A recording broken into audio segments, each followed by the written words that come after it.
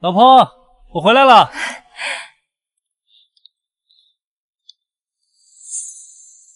你叫的是哪个老婆呢？老公。啥意思？你啥意思？老公，他咋叫你老公？你说话呀！你说话呀！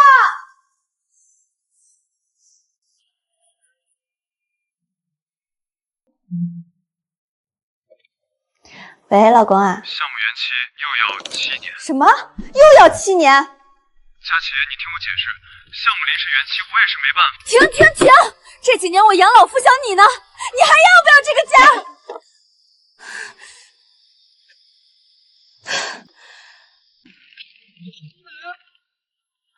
裴岭，7年了，你一个人在外太不容易，我偷偷过来给你个惊喜，看看你过得怎么样。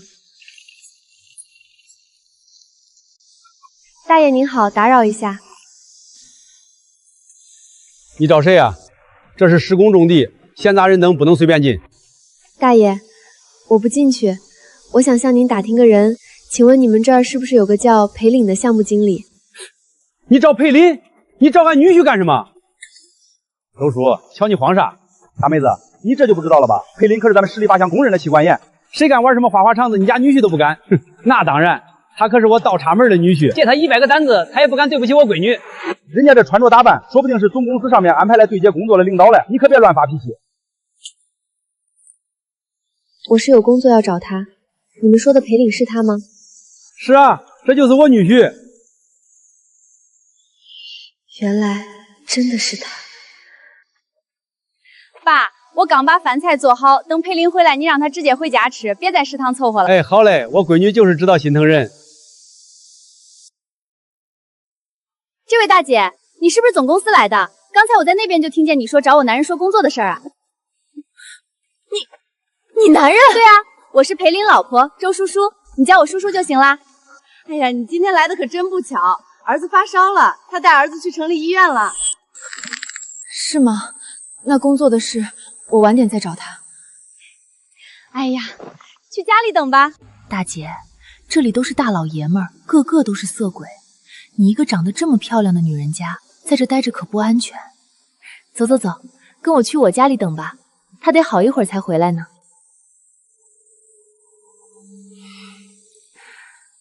那就打扰了，叔叔。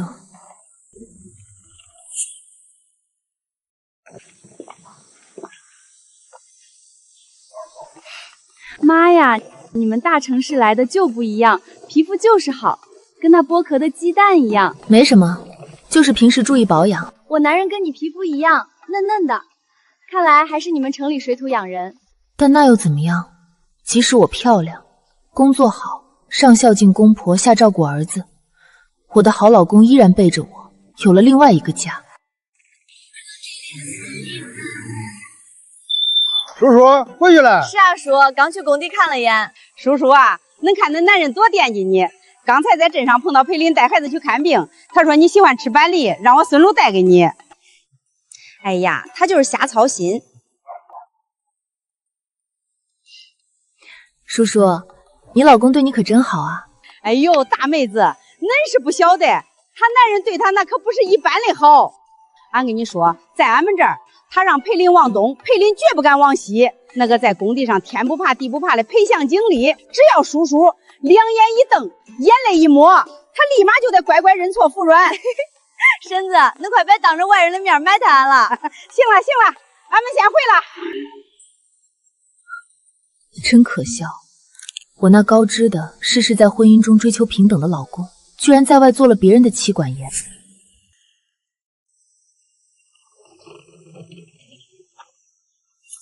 大姐，到了，你看这房子漂亮吧？确实很气派。这可是我男人亲自画图纸给我盖的，好看吧？这在我们全村可是独一份的。他也是我们村第一个上门女婿。别看他在外面是个大经理，回了家赚的钱都得交给我妈管着。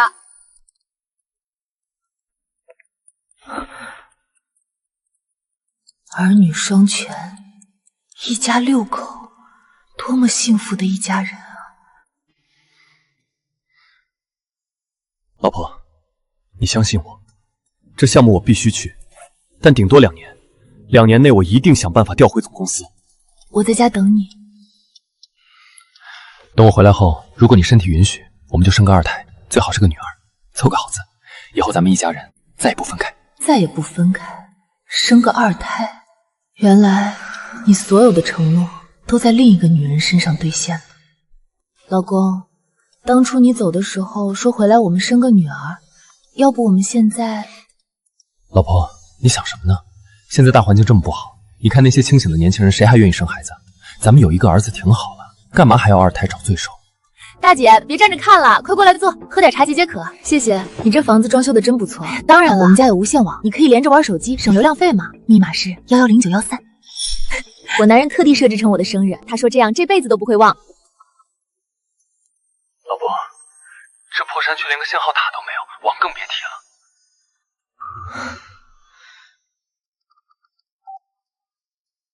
裴林，你骗得我好苦啊！你们欠我的，我会一笔一笔连本带利的讨回来。看你们这感情，真是好的让人羡慕。不过听说他是公司外派过来的，你不担心他哪天突然会被公司调回城里去吗？不怕啊，大姐。不瞒你说，俺男人这次确实差点就被调回去了。哦，那后来呢？后来啊，我男人为了我，硬是到处跑关系请客送礼，才又留了下来。估计啊，还能在这里留个7年。等这里项目全部结束后，我男人说了，他宁愿辞职也不回去了。病人家属，老太太脑梗很严重，随时有生命危险，让老人子女尽快回来见最后一面吧。老公，裴林，快接电话，接电话！妈妈，爸爸什么时候回来？别的小朋友都有爸爸陪着去游乐园，我已经半年没见过爸爸了。儿子，爸爸马上就回来了。裴林啊裴林，你真是好狠的心，心安理得的把责任全丢给我，自己在外头逍遥自在。那他还真是个重情重义的好男人啊。大姐，你是不是觉得冷了？也怪我光顾着说话了，忘了现在天凉。我这就把空调打开。我男人给我买的这空调可是大牌的，制热可快了。大姐，你不知道，我们这村啊，家家户户都没空调，就我家有。其实空调挺费电费钱的，我本来不想装，但我男人非要装不可。他拉着我的手说，怕我冬天在屋里冻着。真体贴啊。不过我感觉他看起来比你大不少。他是2婚吗？咋可能？他虽然比俺大了整整10岁，但绝对不是2婚，纯粹是俺运气好，捡了个大便宜。老天爷对我真是太好了，让我这种小学毕业，连县城都没怎么去过的人，找到了个硕士生。他可是大城市来这里开发的项目经理，也算是老板的2把手了。大姐，我以前做梦都想不到，我这辈子能做这样有本事人的老婆。是啊，你真是太幸运了。我男人也经常说，他这辈子最幸运的事儿就是遇到了我。大姐，其实有年龄差挺好的，老男人知道疼人嘛。我男人不光对工作负责，对家庭更是没话说。他每个月工资1分不少都交给我，我只给他200买烟钱，全部交到他手里。裴林每个月都会准时往家里打3万块钱的工资，那他工资肯定很高吧？一个人赚钱能让你们一大家子都生活得这么好？对啊，所以我才说我捡到宝了。他不光对我好，对我爸妈更好。你看，我妈腰不好，我男人眼睛都不带眨一下，直接花了2万多买了这台进口按摩椅。我爸平时喜欢喝2口，几千块1瓶的酒，我男人都是成箱的往家买。最厉害的是，他除了交工资，每个月还额外给我5万块钱零花钱，随便我怎么花。是啊，你男人真是有本事。裴林，你果然藏得够深。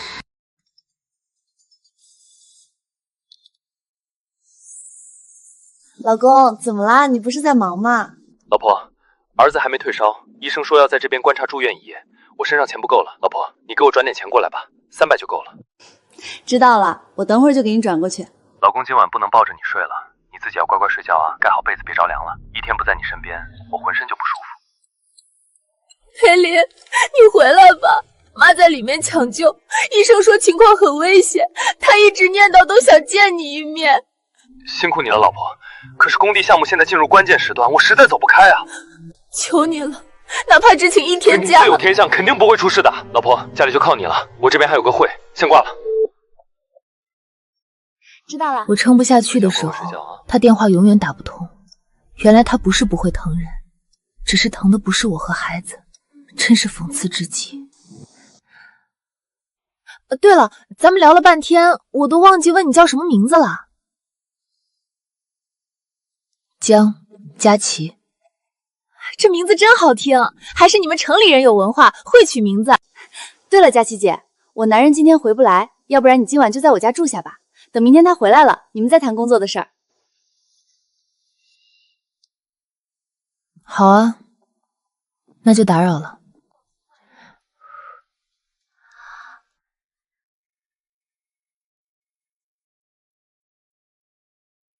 这女孩的眉眼简直跟裴岭是一个模子里刻出来的。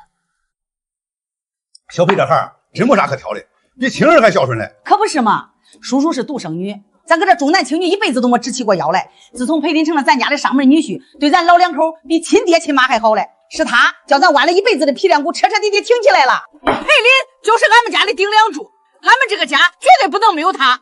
自家的房梁不顶，放着亲爹亲妈不管，跑到别人家来顶了1年又1年，好一个顶梁柱啊！裴林，叔叔啊，你们可得把钱攥紧了，别让他往老家里寄。就是，反正他那个原配远在天远，什么都不知道。现在咱们家才是他真正的家。妈，你就放1万个心吧。裴林现在对俺百依百顺，俺的话他敢不听？他那个黄脸婆，估计还在家里傻乎乎的伺候他爸妈呢。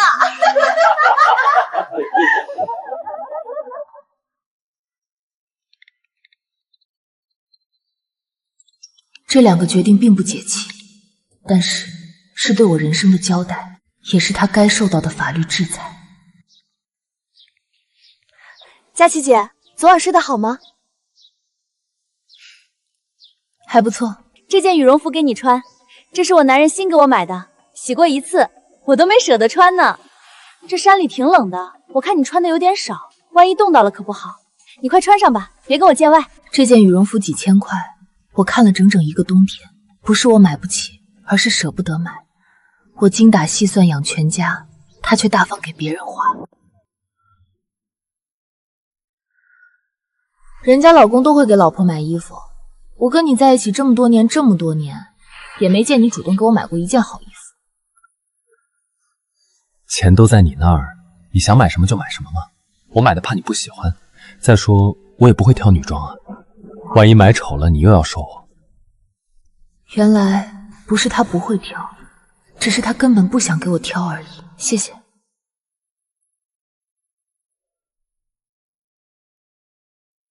哎呀，他这个人就是太粘人，连我洗个碗他都要抢着洗，生怕把我的手弄糙了。对了，姜老师，你在城市里生活是什么样子的？你过得怎么样？还行，就是我男人不如你男人会疼老婆。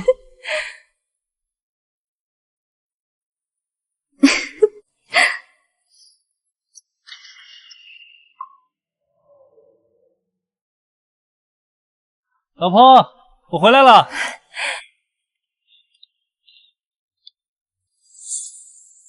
你叫的是哪个老婆呢？老公。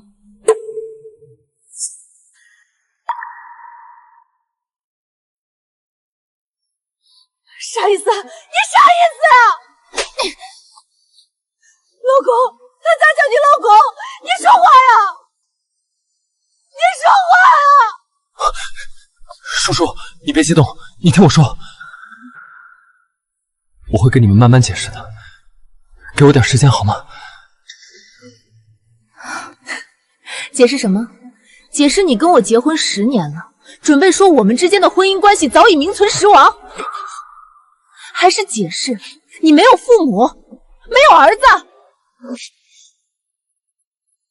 还是说你这个有妇之夫现在甘心当别人的妻管严，准备跟我离婚，好给他一个真正的名分。我没想这样，对不起。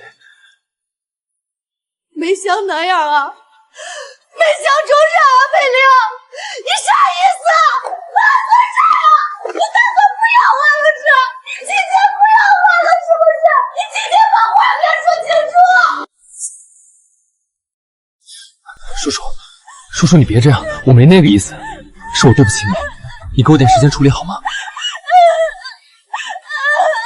那你什么意思？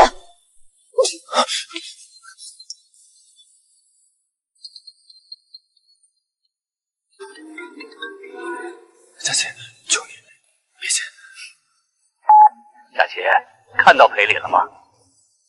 看到了，还看到了他新的老婆、新的儿子、新的女儿、新的岳父岳母。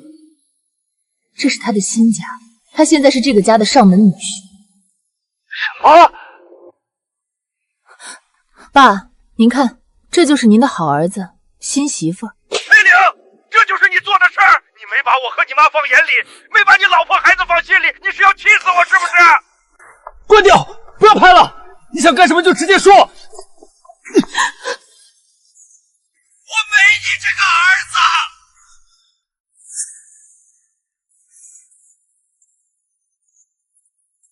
裴林能跟俺家叔叔结婚生子，那就说明跟你过不到一块儿去了。恁俩好聚好散，反正俺们家是不会放人的。佩林到俺们家后，俺一直拿他当亲儿子。他跟叔叔感情这么好，也不可能跟俺闺女分开。你是什么意思？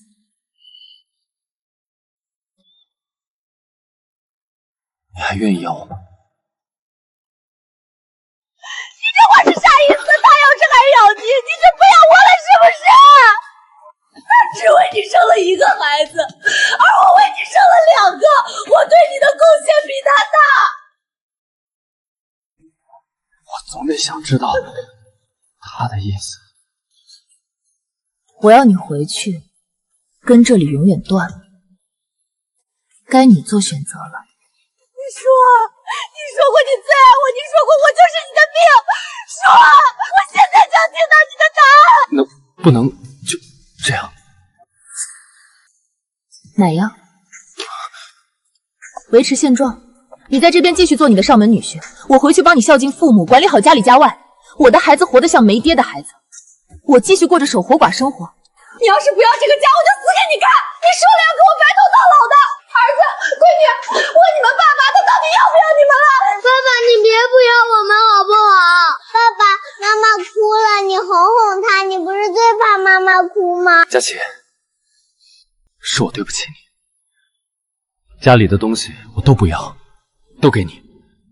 事情到这一步，我只能做出这样的选择。你有好的工作，能独当一面，叔叔不行，他什么都不会，也很可怜。我若是不要他了，他会活不下去。只能求你拯救我们。他可怜，哼，他有你那脑梗不能自理的母亲可怜，他有你那为了给你买早餐被车撞断腿的父亲可怜，他有你那在学校里被同学欺负、被骂时没有父亲的儿子可怜。你放心好了，我会把公婆接过来，我给他们养老送终，不用你操心。我对你这么好，你从一开始就知道我是裴林的老婆，却故意套我话，你安的什么心？选他是吧？行。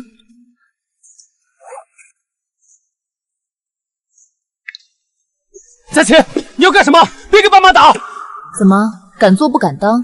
你既然做出了选择，总得让二老知道他们引以为傲的好儿子在外头是个什么德行。喂，佳琪啊，怎么了？是不是裴林的混小子欺负你了？妈，裴凛在外面有了别的女人，还生了2个孩子。他刚才说，他选择那个女人。裴林，你这个畜生，你给我听着！你要是敢跟佳琪离婚，我就没你这个儿子！我真没想到，我这辈子竟然养出你这么个丧尽天良的东西！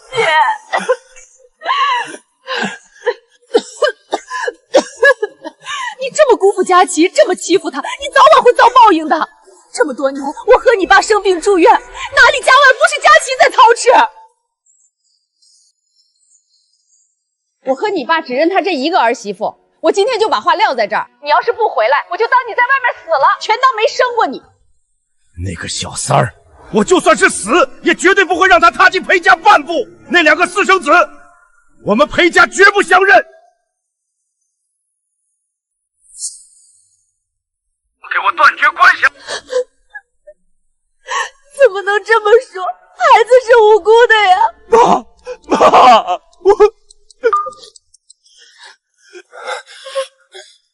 我真的没办法了，佳琪，你提条件吧，只要我能答应你的，哪怕是净身出户，我都会答应你。求你放过我吧。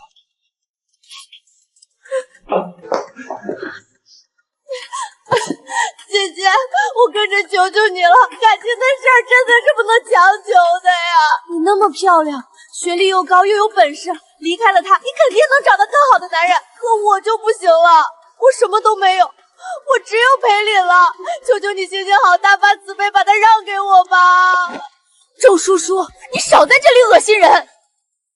你的孩子需要父亲，需要一个完整的家，那我的孩子就不需要了吗？我的儿子也是他裴凛的亲骨肉，难道他就活该失去父亲吗？可是你的孩子都已经大了呀，我的孩子还这么小，他们更需要爸爸照顾啊。其实，你也不用在这里跟我争什么完整的家了，因为无论是你的孩子，还是我的孩子，以后都不会有父爱了。你这话是什么意思？裴先生，您涉嫌违法，请配合我们回去调查。裴凛，你真是太让我开眼了！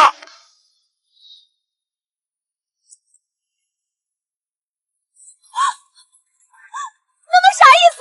凭啥要抓俺男人？出轨咋了？哪个男人不出轨？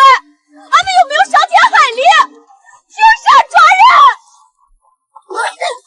一日夫妻百日恩，你怎么能这么狠毒啊？天下男人又不是死光了，他不要你，你可以去找别人啊！你霸占着他有什么用？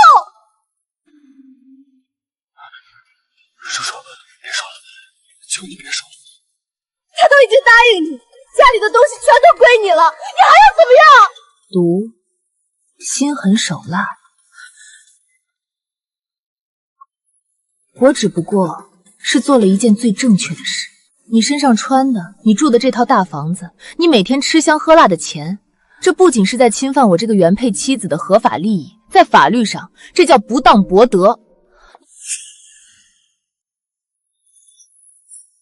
裴凛，现在我们依法将你带回局里，接受更深层次的调查。跟我们走一趟吧。警察同志，求求你们求求你们了！俺男人到底贪了多少钱？俺们退，俺们全退还不行吗？求你们别带走他，我们还有2个年幼的孩子，求求你们看在孩子的份上，就给他这一次改过自新的机会吧。你以为这是菜市场讨价还价吗？现在根本不是退钱就能解决的事，他涉嫌的是非法的贪污受贿，这是严重的刑事法律问题。裴凛啊，裴凛，我那么信任你，把几千万的大工程交给你来负责，真没想到你竟然敢做出贪污受贿、挪用公款，甚至在工程材料上以次充好这种丧尽天良、昧良心的事儿。老公，怎么办？我们现在该怎么办啊？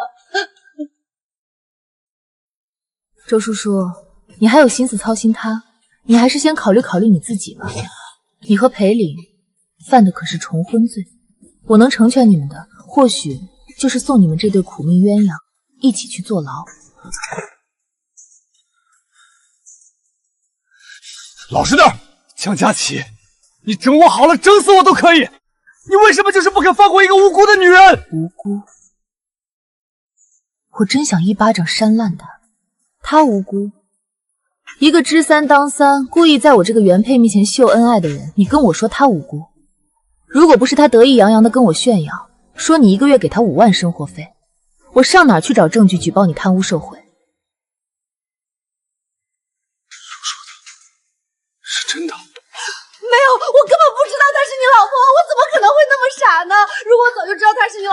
么可能把他往家里领呢？我只是想热情招待你的朋友。不见棺材不掉泪。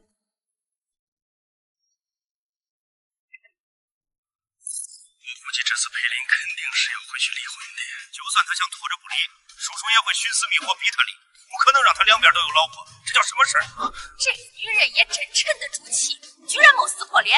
你说她是脾气好，还是谋本事、谋胆量翻脸啊？我看他一肚子心眼子嘞。有心眼子有屁用啊！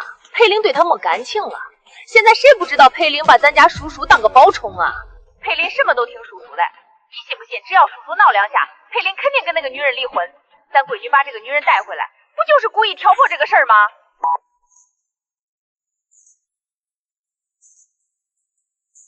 所以，你早就知道我结过婚了。是你为了逼我离婚，故意把佳琪带回来的。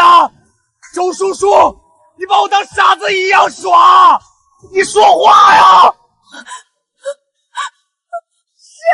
我是故意的，可我只想让你完全属于我一个人，我有什么错？我也没想到他这么有心机，这么毒，居然会去举报你，把你往死里整啊！要不是你一直优柔寡断，不肯痛痛快快离婚，也不会有这样的事儿。现在你出事了，要去坐牢了，你那两个孩子怎么办？我们叔叔又怎么办？你让我们周家以后在这一片怎么抬起头来呀？你真是害惨了我们！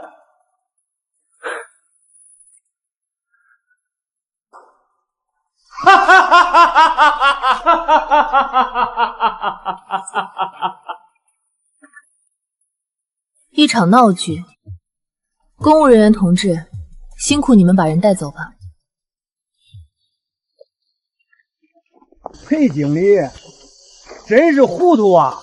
家里老婆长得恁好看，听说还是高学历的大学老师嘞，居然玩恁大，哼！呸！男人就是这样不知足，家里的饭再香，外头的屎他都要尝尝。他对周叔叔恁好，出了名的妻管严。周叔叔让往东，他不敢往西，没想到骨子里头是个出轨背叛家庭的渣男。就是原配多好嘞，我看裴林纯粹是瞎了狗眼。周叔叔也不要脸，听说他明明知道裴林有老婆，还想调戏原配，让裴林离婚嘞。就是周叔叔也不是好人。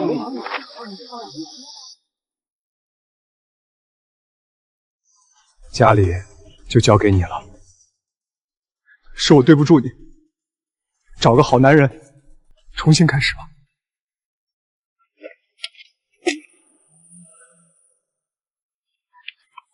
裴林，你别走，你别怕，我帮你找律师打官司，我不会不管你的。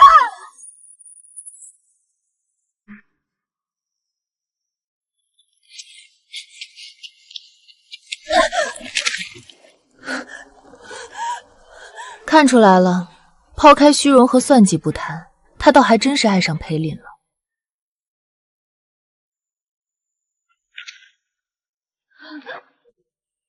求求你，求你帮帮他！你是大学老师，你懂得比我多，你一定有办法的，对不对？我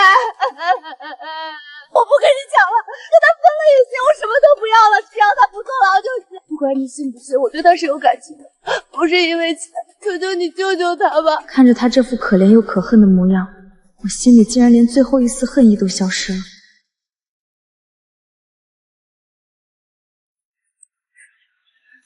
求求你，一开始我真不知道他结婚了，也不知道他有孩子。我是在我儿子1岁的时候，才在他手机里发现了你。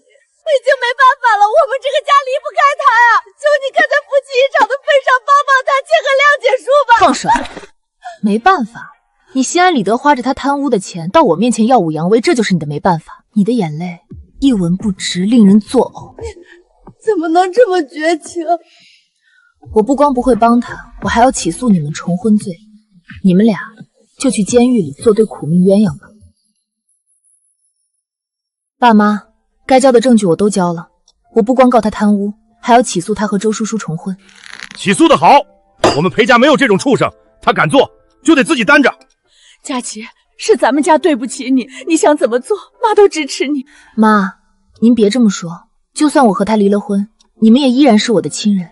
你放心去做吧，他坐牢那是他罪有应得，我们绝不干涉，绝不求情。这些东西我收集了整整1个月，每一个字，每一句话，每一段录音，都是他们亲手给我的。我没有编造任何东西，我只是把它们摆在了该放的地方。江女士，这些材料你是怎么拿到的？一部分是在那个家里亲眼所见，另一部分是这7年来拼凑的。重婚罪这块证据链很完整，铁证如山，但贪污这块你提到的每月5万、茅台、按摩椅，只能算线索，不够定罪。这是培领项目近3年的采购清单复印件，里面有几家供应商，价格明显虚高，法日站代表是周叔叔的表哥和姑父。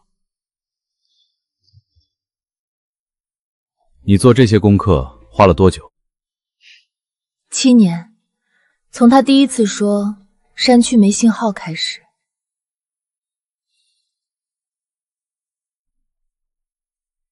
江女士，这些材料交出去，裴凛面临的不只是离婚赔偿，而是刑事责任。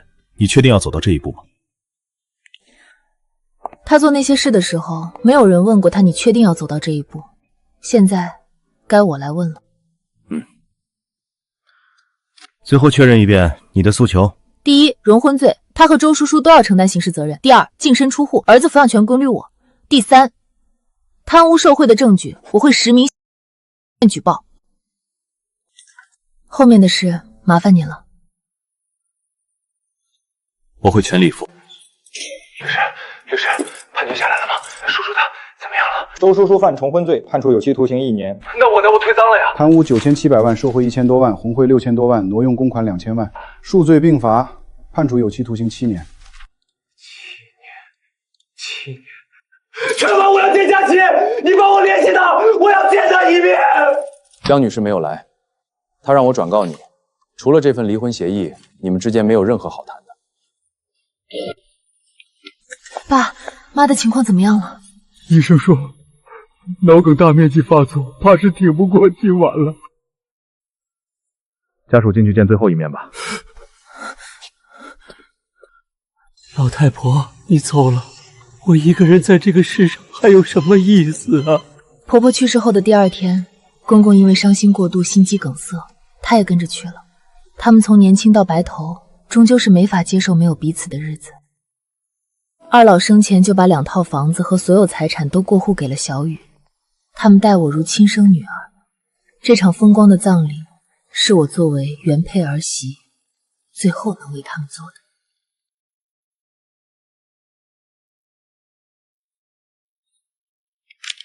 裴凛，我受江女士委托来通知你一件事，你父母去世了，2人前后脚走了，江女士和你儿子已经替二老办妥了后事。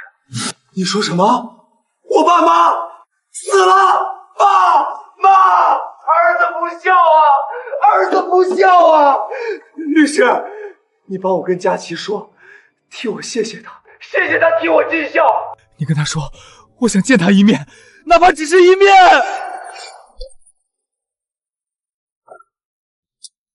江女士，话带到了，他一直求着想见你。不见，以后他的事儿不用再通知我了。妈，到了，清北的录取通知书到了。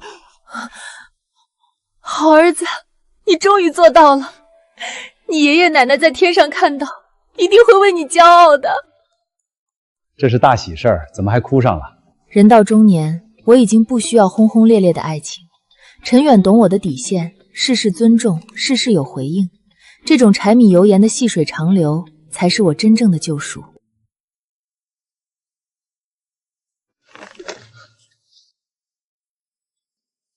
佳琪，佳琪，我出来了。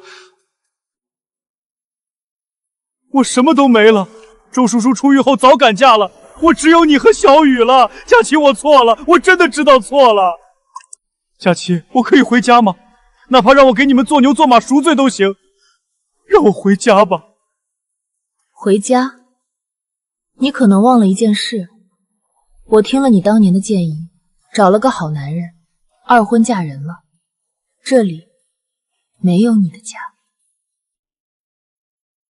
佳琪，怎么站在门口不进来？谁来了？没谁，一个推销员，我马上进来。你还有事吗？没事的话，请不要挡在门口。我没有别的意思了，我能看看爸妈的墓吗？地址发到你手机上了，以后别再来打扰我的生活。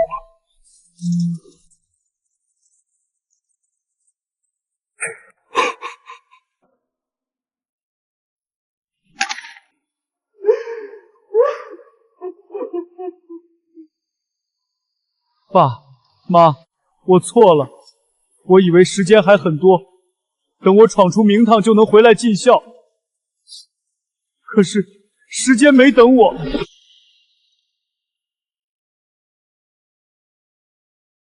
老哥，你这腿行不行啊？行，能干活。行吧，看仓库，管吃管住，1个月3000，去把东西放下吧。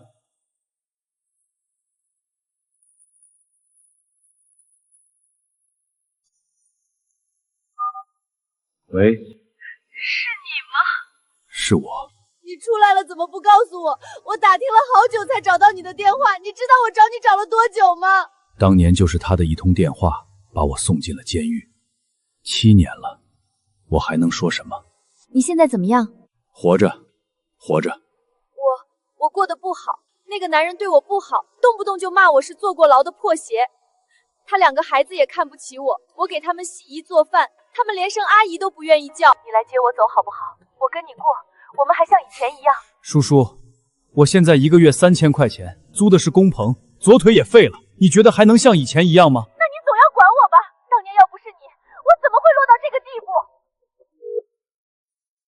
？2万块，这是我所有的积蓄了。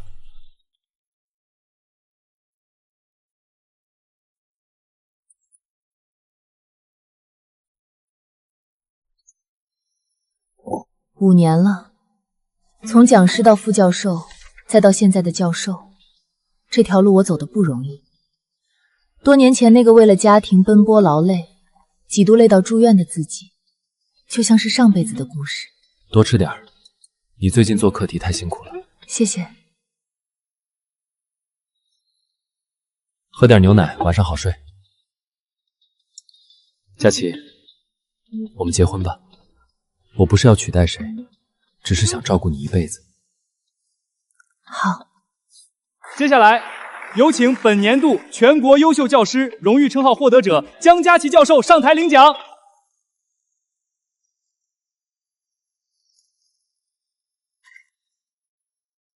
谢谢大家。这份荣誉不仅是对我学术生涯的肯定，更是对我人生轨迹的重塑。我曾走过一段泥泞的夜路，但幸好我没有沉沦，而是选择自己做自己的光。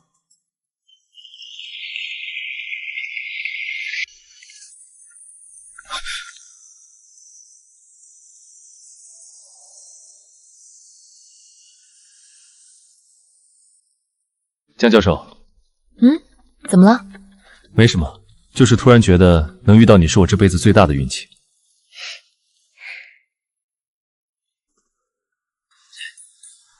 老裴，动作快点，中午还得登记呢。哎，来了，马上好。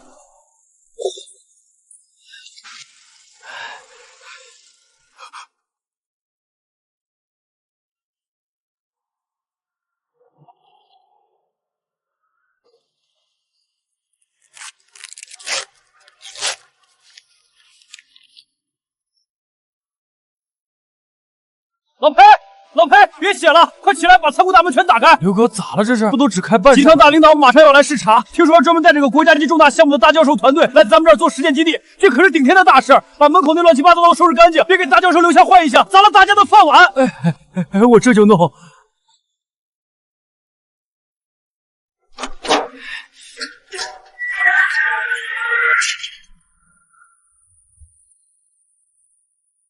江教授，咱们到了，这就是集团目前最大的重点工程，您慢点。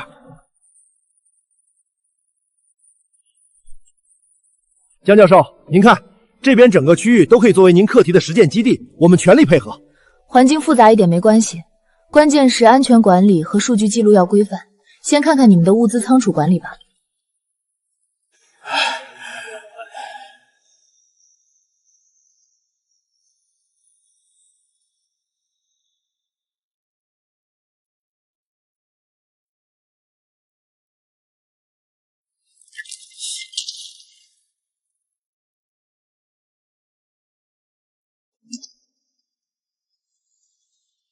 哎呦，各位领导别见怪，这是我们仓库管理员老裴。老裴腿有点毛病，是个残疾，但是干活绝对实在，看仓库看得很紧。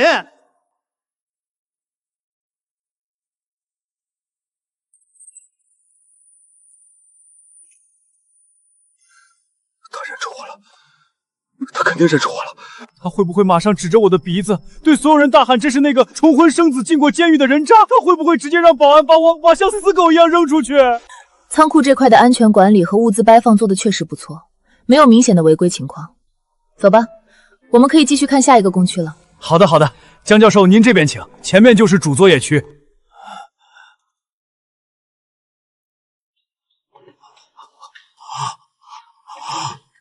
你们看我们家裴岭，堂堂项目经理又怎么样？在我们叔叔面前还不是服服帖帖的？那是被我们叔叔迷得死死的，什么都听叔叔的。裴岭，给我倒杯水去，要温的。哎，叔叔你别动，我马上就来。那根本不是爱，那只是一种最下贱、最廉价的低级讨好。那是我用尊严和背叛换来的吸血枷锁。真正的爱，是陈远那样，发自灵魂的疼惜与尊重。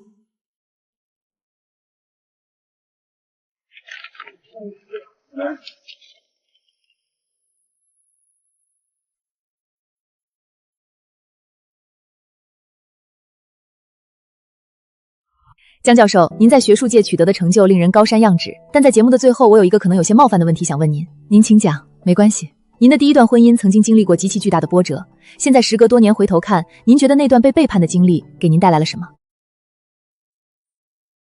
我想对您所在城脑里，您请讲，没关系。周叔叔，那个角落赶紧扫了，不想干就滚蛋。知道了，知道了。您请讲，没关系。那段经历只让我彻底明白了一个道理。什么道理？钻石永远不会问为什么自己会被埋在肮脏的泥土里，它只会不断打磨自己，让自己变得更加坚不可摧，更加耀眼。换着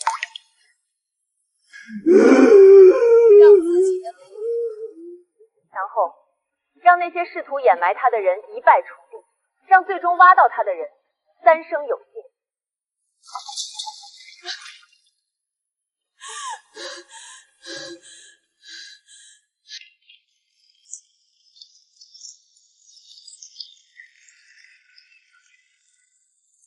老板娘，赶紧结账啊！愣着干嘛呢？江佳琪，这怎么可能？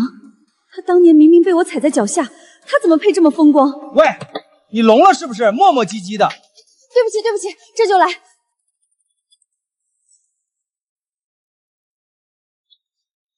什么破服务态度！我不买了，真晦气。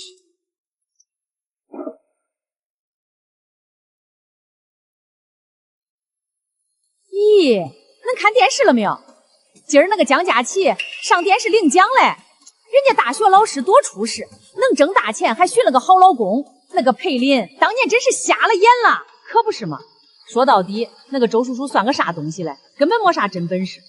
当年装的多厉害，把人家老公骗到手，结果嘞出个事儿，男的一进去，他到头来还不是要钱没钱，报应。听说他现在二哥家那个男人天天搁家骂他是破鞋，动不动就打他，活该。当年费尽心机抢别人男人，毁人家庭，现在人家原派越过越风光，他越过越像落水狗。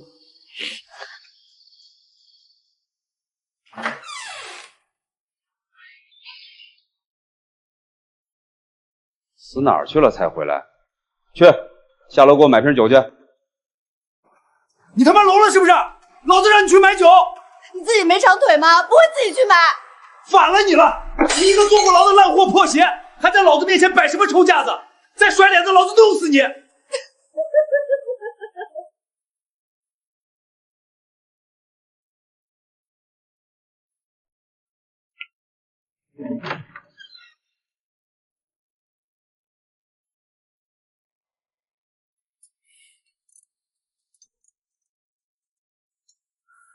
爸，我考上清华了，过2天就去北京报到。我查过了，清华那边有很好的校医院，回头我帮你打听一下，看看你的腿还有没有治好的希望。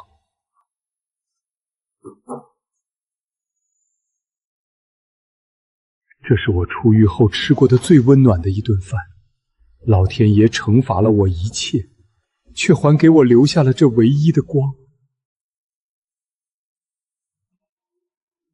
爸，我要结婚了，婚礼在下个月初。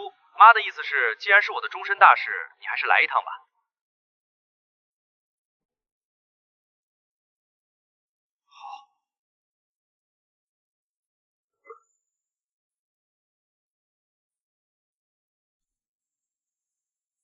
我去干什么呢？以我这副模样出现在那种场合，只会让儿子丢脸，让所有人尴尬。我不配当他的父亲，更不配站在那对耀眼的母女身边。大爷，你没事吧？大爷，对不起。没事儿，没事儿，没伤到骨头，算我倒霉。你走吧。那我走了啊，大爷。没事儿，医生不都说了吗？就是个小检查，别自己瞎担心。你在这儿乖乖坐着别动，我去排队缴费啊。好，人多你慢点。佳琪，别紧张，结果肯定没问题。就算你真生了什么病，我立马辞职在家伺候你一辈子，我绝不让你受一点点累。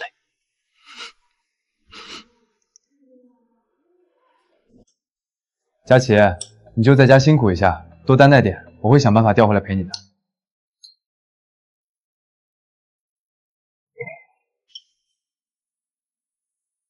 原来我当年嘴里说的想办法，是想尽办法留在那个小三身边。我说的辛苦一下，是心安理得把父母像甩包袱砸给他一个人扛。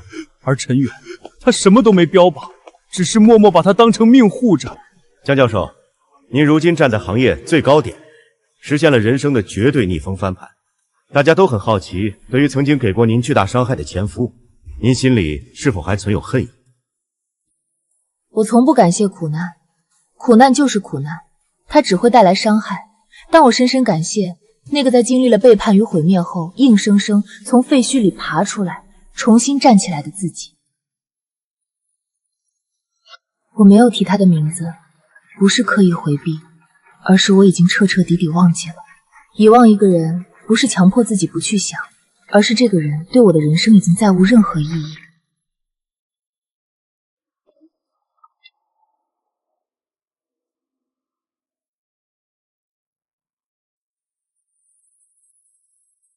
我找到了他，可是我连向前迈出一步的勇气都没有了。我知道，他早就不需要我的忏悔，不需要我的眼泪了。有些人活了这一辈子，犯尽了错，受尽了罚，最终结局就是为了在某个时刻安安静静的彻底消失。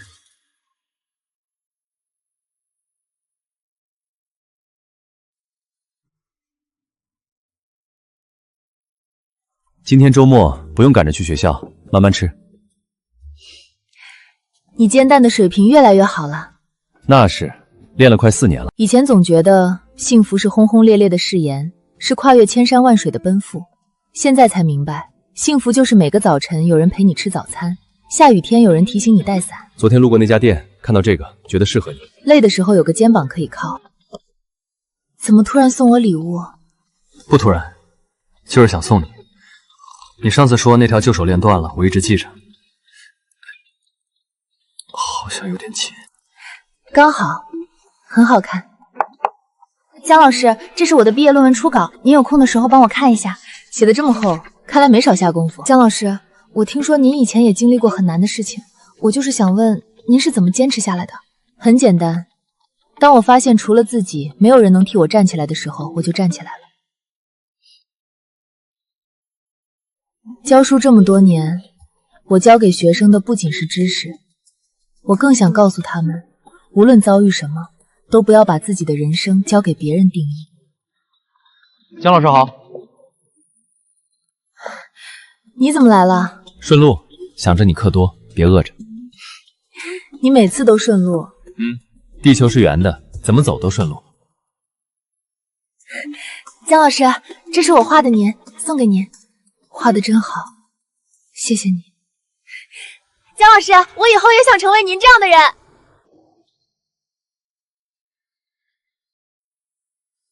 怎么了？没什么，就是觉得一切都值得。